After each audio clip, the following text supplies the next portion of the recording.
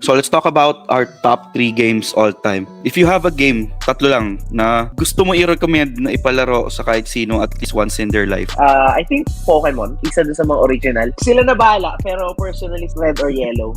Definitely for Pokemon. Second siguro, gusto ko sabihin Kingdom Hearts kasi yun yung first game na nakita ko na may mga iba-ibang different IP na nagsama-sama. Tapos maganda yung pagkakapackage ng game. And top 3, I think hindi alam to ng marami na. Here comes the pain. Na SmackDown no your game called Brave Fencer Musashi. I-google nyo na lang.